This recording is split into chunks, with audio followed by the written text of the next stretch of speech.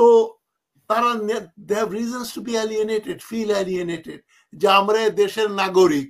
কিন্তু যেটা ঠিক ভারতেও একই ব্যাপার হয়েছে, মানে বিজেপি সরকারের আগের ভারত আর বিজেপির আমলের ভারত তো এক না। এই যে একটা ফোবিয়া তৈরি করে, মানে ডোনাল্ড ট্রাম্পের যে আলট্রা রাইট পলিসি তার পক্ষে বলছে, এবং এক্সাম্পল হিসাবে তারা বাংলাদেশকে দেখাতে পারে কেন। এর পরে ওগুলো আপনি দেখেন, ময়মনসিংহে যান, টাঙ্গাইলে যান, সিরাজগঞ্জে যান, ফরিদপুরে যান, যত দালান বাড়ি ঘর হিন্দুদেরকে টেরোরাইজ করা হয়েছে। কেউ নিজের মাতৃভূমি স্বেচ্ছায় ছেড়ে চলে যায় না। আমি শতভাগ একমত পোষণ করি, 100%। মানে পাকিস্তান আমলে যে ট্র্যাডিশন সৃষ্টি করা হলো যে হিন্দু মানেই তারা পাকিস্তানের শত্রু, বের করে দাও। এই যে 47-এর পরে যে দাঙ্গা হয়েছে পূর্ব পাকিস্তানে, সেখানে তৎকালীন মুসলিম লীগের নেতা কর্মী, পাতি নেতা, প্রতিবেশী, আশেপাশের লোকজন, টাউট বদমাশ, তারা হিন্দুদের বাড়ি দখল করেছে, সম্পত্তি, দোকান, জমি, দে ওয়্যার টেরোরাইজড। এটা শুধু মানে মানে পাকিস্তান আমলে শুরু হলো, এবং তখন যারা মুসলিম লীগ করতো ওই একই পরিবারের লোকজন পরে আওয়ামী লীগ করে বাংলাদেশ বানালো। নীতিগত, মানগত, গুণগত কোনো পরিবর্তন হয় নাই, যে জন্য 33% হিন্দু কমিউনিটির লোক কমতে কমতে 9%-এ চলে এসছে। এটা তো মানে তারা কেন দেশ ছেড়ে যায়, এই প্রশ্নটা আমরা কেউ করি নাই। এবং কেউ যদি করি, যেমন আমি এটা বললে হয়তো আমাকে এখন অনেকে বলবেন তাজ হাশমি এখন ভারতীয় দালাল হয়ে গেছেন, ভারতীয়দের পক্ষে, হিন্দুদের পক্ষে কথা বলছেন। ব্যাপারটা সত্য তো সত্যই। এবং মানে এই যে কোনো কিছু হচ্ছে না, অত্যাচার হচ্ছে না, গোবিন্দ পারামানিক যেটা বললেন যে এতগুলো কমিশন, 10টা কমিশন হয়েছে, সংস্কার কমিশন, একটাতেও হিন্দু মেম্বার, প্রেসিডেন্ট ইত্যাদি নাই, একজন উপদেষ্টা নাই। তো তারা they have reasons to be alienated, feel alienated, যে আমরা দেশের নাগরিক। কিন্তু যেটা ঠিক ভারতেও একই ব্যাপার হয়েছে, মানে বিজেপি সরকারের আগের ভারত আর বিজেপির আমলের ভারত তো এক না। এখন এই যে বিজেপি পার্টিতে একজনও মুসলমান এমপি নাই, মন্ত্রী নাই নরেন্দ্র মোদীর ক্যাবিনেটে। এটা তো জঘন্য ব্যাপার। ভারতে তো মুসলমানদের প্রতিনিধিত্ব 20%-এর উপরে, সেখানে একজন মন্ত্রী নাই, একজন এমপি নাই। তো এখন ওরা খারাপ হবে বলেই যে আমরা ভালো হব না, এটা তো হয় না। ভারত যারা করছে তা করুক, ভারত একটা ভিন্ন দেশ, আমাদের এরিয়ার বাইরে। এখন কিছু বললেই যে তর্ক, হ্যাঁ দেখেন না ভারতে হিন্দু মুসলমানদের মারে, ওর উপর তো আমি কালকে একটা প্রোগ্রাম করব। আমি তো অনবরত করে যাচ্ছি যে ভারতে মুসলিম বিদ্বেষ, মুসলিম নির্যাতন এটা চলে আসছে, বিশেষ করে আপনার নেহেরু এবং লাল বাহাদুর শাস্ত্রী এদের মারা যাওয়ার পরে। মানে ইন্দিরা গান্ধী কিছুটা হলেও ধর্মনিরপেক্ষ হলেও তার আমলে আস্কারে দিয়েছেন। রাজীব গান্ধী মুসলমানদের বিরুদ্ধে হিন্দুদের ভোট ব্যাংকের জন্য ব্যবহার করেছেন।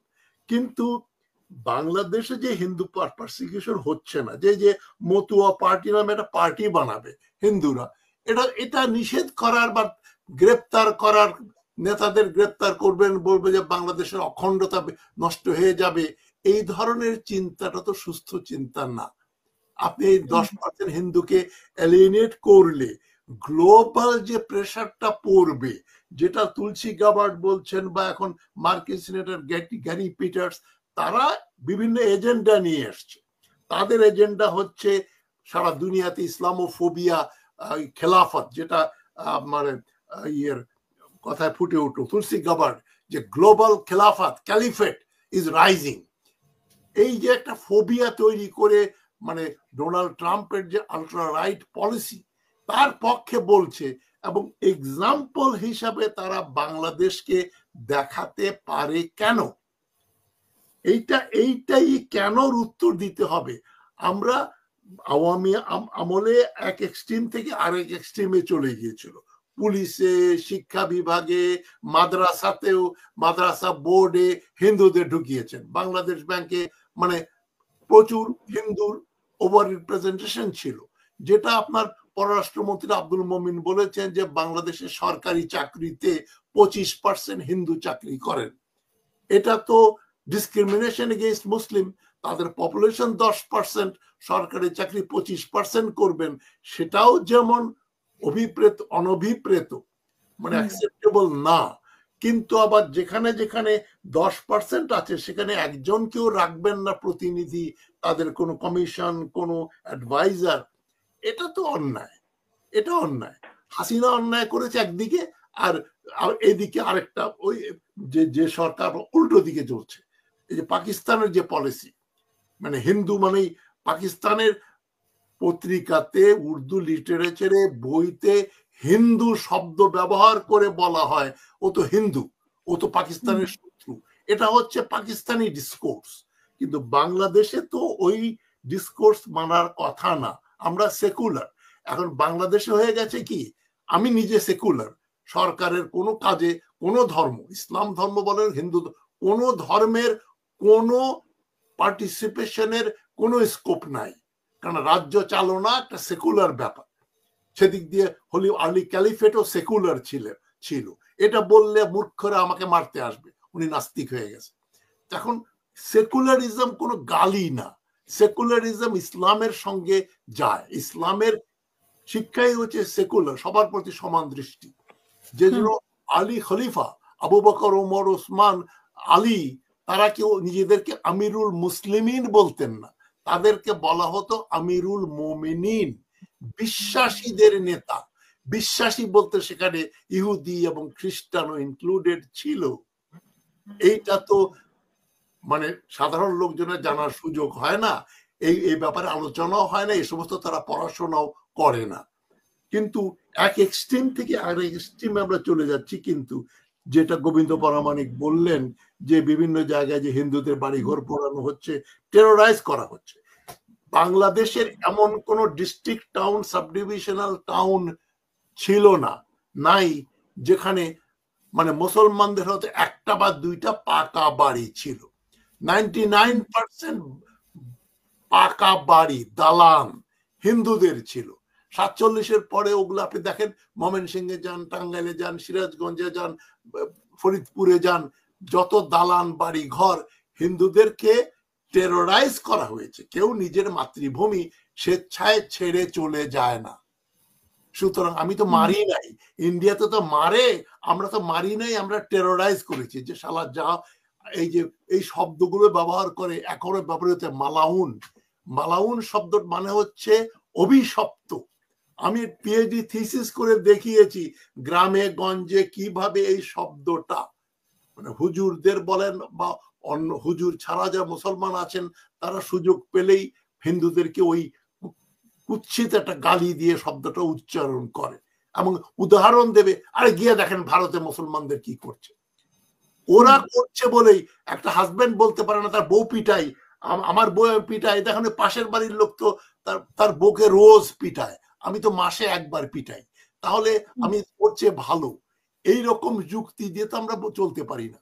ভারত বা বিজেপি যা করেছে তার সঙ্গে কারোরই তুলনা করা যায় না। ওটা একটা হিন্দুত্ববাদী ফ্যাসিস্ট সরকার, দেশ হয়ে যাচ্ছে। ওখানে যে হারে মুসলিম নির্যাতন হচ্ছে, এই হোলি উৎসবে যেটা হয়েছে, মুসলমান দেখলে গায়ে রং মাখিয়ে দেওয়া হচ্ছে, পানি দেওয়া হচ্ছে।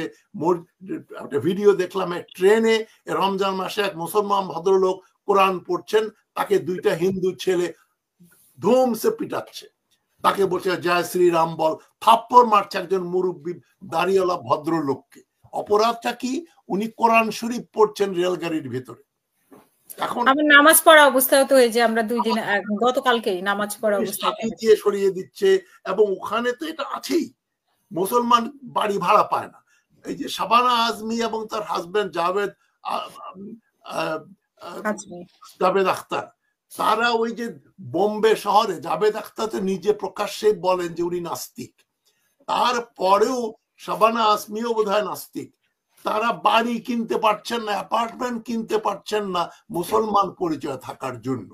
আমার কমপক্ষে 2 জন বন্ধু যারা কলকাতা ইউনিভার্সিটিতে পিএইচডি করেছে, দুজনই বাংলা ডিপার্টমেন্টে, তারা বলেছে যে ভাই বিপদ তো, কলকাতা বাড়ি ভাড়া পাই না, যেই ফোন টোন করি রুম টু লেট, ফোন করে যাই, যেই নাম দেখে তখন বলে যে একজন ছিল নুরুর রহমান আর একজন ভূঁইয়া ইকবাল আমার বন্ধু, বলে নাম দেখলেই তো বাড়ি দেয় না। ভূঁইয়া ইকবাল মারা গেছে, আমার বন্ধু চিটাগাং ইউনিভার্সিটির প্রফেসর ছিল, সে বললো আমি নাম বদলে খ্রিস্টান নাম নিয়ে বাড়ি ভাড়া নিছি কলকাতার মতো জায়গায়।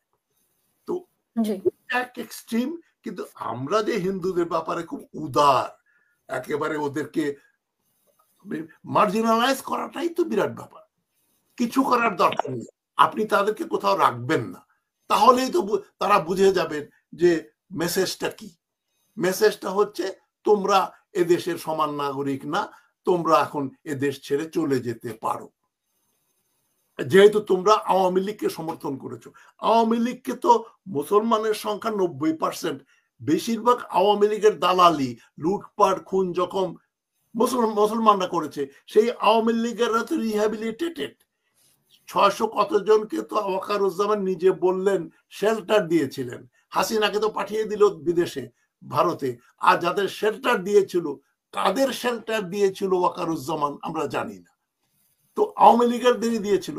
তো আওয়ামী লীগ মুসলমান হলে আপনি অ্যাকসেপ্টেবল, হিন্দু হলে অ্যাকসেপ্টেবল না, এটা একটা ডাবল স্ট্যান্ডার্ড। কারণ মুসলমান আওয়ামী লীগের আমাদের আত্মীয় স্বজন, বিআই সাহেব, ভাইরা ভাই, তমুক ভাই, আত্মীয়, সবাই সবার আত্মীয়। আওয়ামী লীগ বলেন, বিএনপি বলেন, মুসলমানের আত্মীয়তা আছে।